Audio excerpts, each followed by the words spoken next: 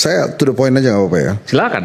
Case bencana Aceh, Sumatera Barat, Sumatera Utara ini sebetulnya awalnya adalah komunikasi yang tidak baik yang dilakukan oleh BNPB. Kenapa saya langsung ke BNPB?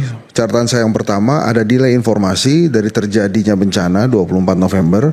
Terus kemudian kita baru dengar itu sekitar 27-28 November. Dan itu diperparah dengan kata-kata Ketua BNPB yang mengatakan hanya mencekam di media sosial. Nah kalau kemudian sekarang teman-teman di lapangan banyak sekali yang menginginkan ada dampak dari pusat ke daerah bencana, harusnya pusat yang ada di daerah bencana itu adalah BNPB. Karena pada saat zaman tsunami waktu itu BNPB-nya kan belum ada. Ini kan dibentuk untuk justru hal-hal seperti ini. Belajar dari tsunami 2004. Ya. Oke. Saya cerita sedikit apa yang terjadi dengan tsunami 2024 ya. 2004 ya. Oke. Saya hari ketiga berangkat dari Jakarta, hari keempat sampai di Aceh. Itu ada dua yang langsung saya lihat. Yang pertama, saya nebeng truk TNI ke Anda itu kan 26 Desember 2004. Ya, Anda berarti saya tanggal 30 sampai di sana. Oke, beberapa hari kemudian. Beberapa hari kemudian. Masih parah sekali tuh. Dan saya masih jadi karyawan lah. Saya belum jadi pengamat politik ternama sekarang. Kayak sekarang gitu. Jadi masih jadi karyawan. Sampai di sana saya nebeng truk TNI, ya makanya saya apresiasi sekali. Itu ke gubernuran. Di gubernuran itu ada crisis center dan media center. Yes. Dua hal yang belum terjadi di awal. Dan mayat-mayat bergelimpangan di kanan kiri. Yes. Itu saya melihatnya belum terjadi di bencana kali ini. Crisis center dan media center. Nah kemudian Pak Prabowo menurut saya did a very good job. Dia datang ke sana. Apapun yang dia lihat itulah yang keadaannya di sana. Kalau kemudian ada tenda yang baru 2 hari katanya muncul sebelum presiden datang, ya memang kelakuannya begitu, gitu ya BNPB-nya. Nah tapi yang ingin saya katakan presiden sebetulnya mendapatkan informasi yang benar tuh. Makanya dia bilang 2 hal. Kenapa saya yakin presiden mendapatkan informasi yang benar? Yang pertama dia bilang, saya nggak punya tongkat Nabi Musa nih. Jadi sabar. Kalau mau kita kerja bareng. Itu indikasi kata-kata dia tidak punya tongkat Nabi Musa. Itu menurut saya karena dia memahami sakitnya ada di sana. Parahnya di sana. Parahnya di sana. Oke. Makanya dia bilang sorry banget nih. Ini kalau saya bahasanya Henry Satrio nih ya, sorry banget nih. Gue gak punya tongkat Nabi Musa tapi gue berusaha kok. Gitu. Kemudian yang kedua, dia bilang jangan ada wisata bencana dong. Barusan nih. Dia kesel tuh sama, saya yakin dia kesel banget sama perilaku menteri-menterinya yang kesana, yang akhirnya sama sekali tidak menyelesaikan masalah, malah memperparah keadaan gitu. Misalnya apa misalnya? Sebut aja nggak apa-apa. Ya nggak apa-apa. Ya hari ini saya juga hari ini disampaikan oleh Pak Prabowo, jangan jadi wisata bencana dan itu disampaikan kepada para pejabat menteri-menteri. Iya, itu Anda kan, membaca apa itu? ya kan itu ada beberapa menteri yang memang datang ke sana untuk pencitraan kan. Saya nggak Misalnya apa apa-apa. pencitraan apa? Misalnya apa? Ya bawa karung beras itu kan pencitraan. Oke. Jangan satu dong biar fair dong. Jangan satu. Gini. Jangan satu dong biar fair. Mau saya bukan tentang kegiatannya ya. Iya. Apalagi saya tidak pernah keberatan. Kita buka semua. Iya. Ini tenang. Satu karung beras, 2. Itu aja satu lah. Tapi maksud gua gini, yang inti poinnya adalah gini. Gua nggak masalah, saya nggak masalah mau ada pencitraan di sana. Asal 3 hal terpenuhi. Yang pertama lu punya rasa.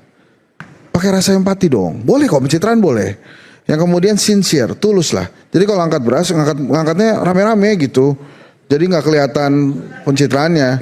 Yang ketiga berdampak. Silakan aja. Kalau mau ke sana nunjuk-nunjuk kan satu partai itu ya. Gitu terus kalau itu berdampak nggak apa-apa. Jadi saya nggak permasalahkan pejabat yang mau pencitraan di sana. Boleh. Asal itu tadi punya rasa, sincere dan berdampak. Rasa, ketulusan Dan berdampak. dan punya dampak. Nah, itu nggak apa-apa. Nah, balik lagi ke komunikasi tadi. Kita lihat ada perubahan yang signifikan hari ini. Ada informasi harian yang dimunculkan, Baru walaupun media centernya belum ada. Jadi artinya apa yang dilakukan Seskap tadi kemarin berdampak tuh kepada jajarannya Pak Prabowo. Ini orang kan nggak pernah muncul ya, terus tiba-tiba muncul ngomong gitu ya, sampai akhirnya kita bingung. Oh, tumben nih para jubir kemana tuh? Akhirnya Mas Teddy mesti yang muncul ya. Bahkan kata Pak Prabowo, ini orang lebih populer dari gue nih. Kalau kemana-mana justru dia yang disorakin. Tapi maksudnya ada impact perbaikannya ada. Nah tadi Shirley bilang juga tuh, kenapa nggak bencana nasional? 2016 waktu gempa Aceh yang kedua tuh 2016, Pak Jokowi waktu itu presidennya. Periode pertama nih masih indah-indahnya Pak Jokowi waktu itu. Wakil presidennya JK, kualitasnya ada tuh. Pak Prabowo sekarang juga punya wakil. Maksudnya apa? Kenapa? Maksudnya apa? Enggak, saya cerita. Sekarang Pak Prabowo juga punya wakil. Tendensius. Jadi waktu Pak Jokowi dan Pak JK, itu Pak Jokowi juga netapin bencana nasional 2 minggu, terus kemudian bencana nasional dicabut. Karena bencana nasional ini kan efeknya ada 3 ya. Yang pertama, semua kegiatan diambil oleh pemerintah pusat. Jadi pemerintah daerah, komandonya dilakukan oleh pemerintah pusat seperti Sherly tadi bilang. Nah, ini sebetulnya yang saya harapkan bekerja bukan presiden, tapi BNPB sekarang.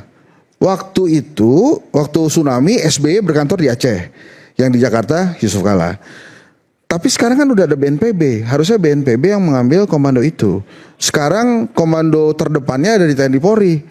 Kemarin Pak Kasat tuh sampai sangat emosional ya, karena memang saya waktu di zaman tsunami mengalami betul bahwa TNI Polri terdepan tuh memang. Jadi itu nggak masalah. Tapi BNPB-nya kemana? Harusnya memang BNPB. Ada yang mengatakan bahwa relawan BNPB ada kok di daerah. Iya betul. Tapi harus lebih dari itu. Jadi harapan dari masyarakat terhadap BNPB itu lebih tinggi dari apa yang mereka lakukan. Yang kedua, ini yang menurut saya Pak Prabowo nggak suka. Seperti menunjukkan kelemahan negara. Kalau di bencana nasional itu dibuka, maka otomatis terbuka untuk bantuan asing. Nah Pak Prabowo kan berkali-kali, kita harus hidup mandiri. Jangan menundukkan kepala. Harus gagah, berani, sumringah gitu kan. Pak Prabowo tuh keren dia. Jadi artinya dia berusaha dulu untuk memenuhi yang bisa dilakukan oleh negara. Makanya di deploy semua 50.000 TNI Polri ya. 35.000 TNI, 15.000 Polri. Itu bagus tuh. Kemudian dampak yang ketiga memang ini travel ban, Aiman. Jadi bisa aja sangat Nggak boleh datang ke sana. Bukan, ke daerah-daerah seluruh Indonesia. Oh, travel ban maksudnya? Travel ban nasional. Jadi negara-negara lain akan meminta warga negara yang mau berkunjung ke Indonesia untuk pikir ulang. Karena ada bencana nasional. Kalau bencana nasional diberlakukan. Kalau bencana nasional diberlakukan. Oke. Nah mungkin ini juga yang tidak ingin dilakukan oleh Pak Prabowo. Kalau bencana nasional diberlakukan, maka akan ada travel ban. Maka orang luar negeri, kedutaan negara-negara asing akan memberikan travel warning untuk tidak datang ke Indonesia. Travel warning untuk datang ke Indonesia. Jadi entar dulu deh. Itu real, nyata? Itu 3 hal itu. Cuma nanti Sadam diklarifikasi. Ada travel warning pasti. Bukan travel warning itu mah pasti kejadian kan kalau ya, itu pengalaman yang kemudian walaupun cuma 3 provinsi ya bukan, tapi travel warningnya seluruh Indonesia. Saya mau bilang ya ini kan ketika itu benar.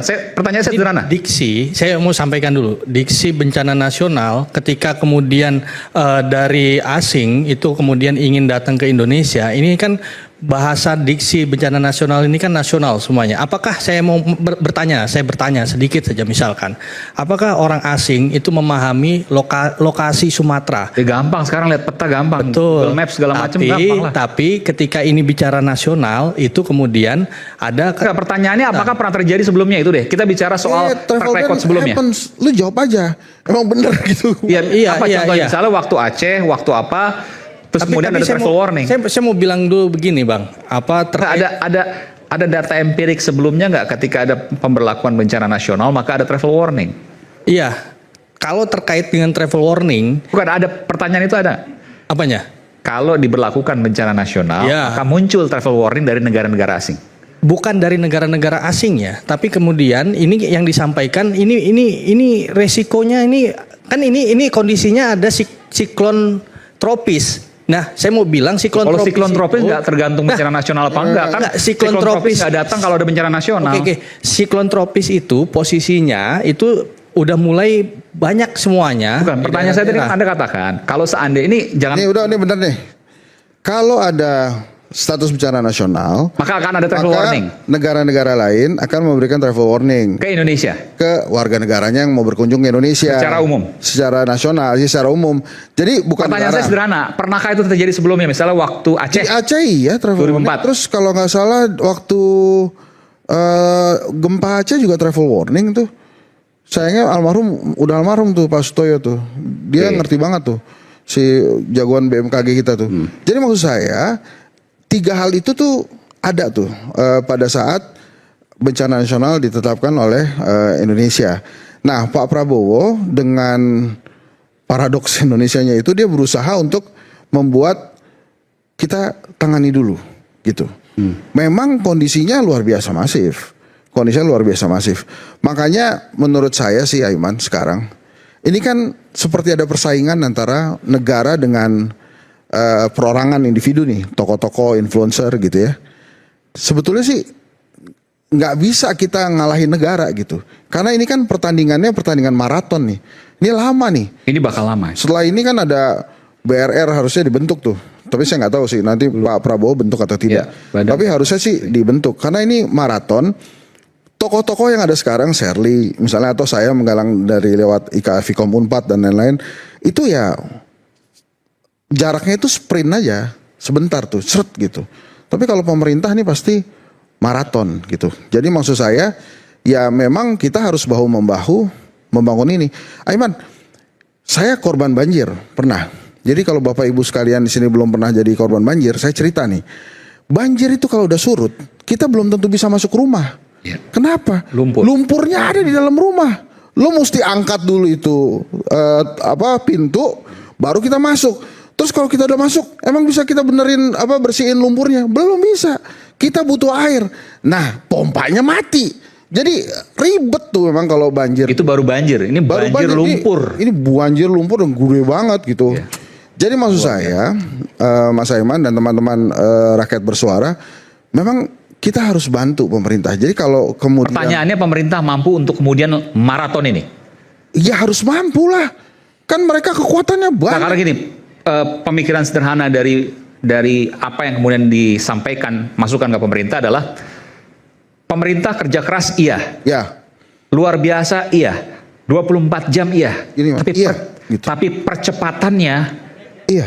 ya, itu masih harus terus ditingkatkan, dan itu kita bicara soal straightforward ya, Ya. harus bantuan asing. Anda setuju nggak?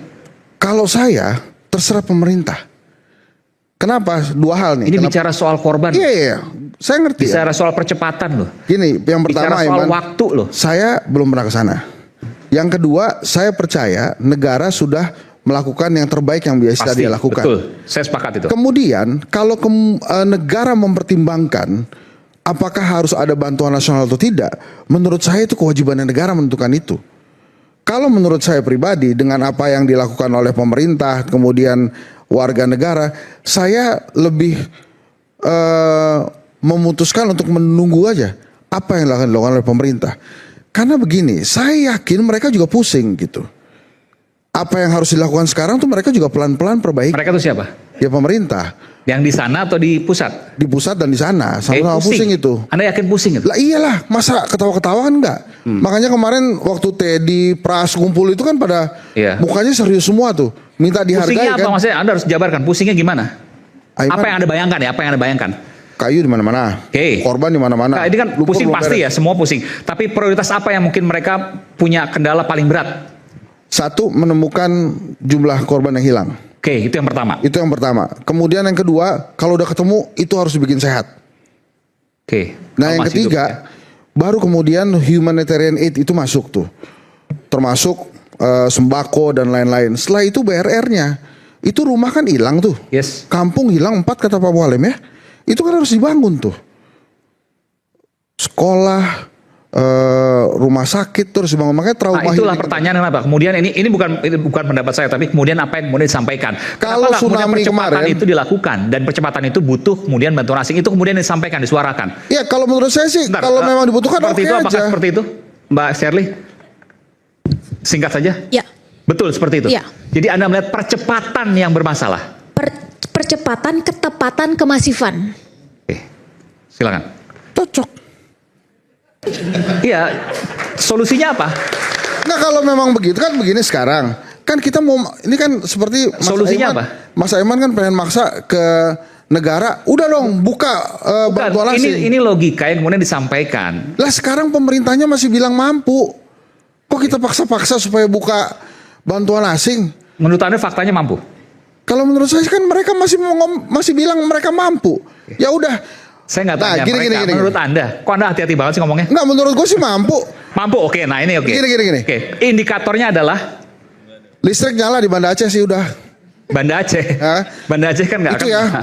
Pak Bahlil jangan begitu lagi lah. Itu bukan cuma ngejelek-jelekin, kita semua tuh ngejelekin presiden tuh. Kamu saya kalau emang misalnya gini ya, gimana Pak Bahlil? Wah saya nggak tahu Pak, saya cek dulu di lapangan. Mendingan kayak gitu Pak, daripada langsung ngidup-ngidupin.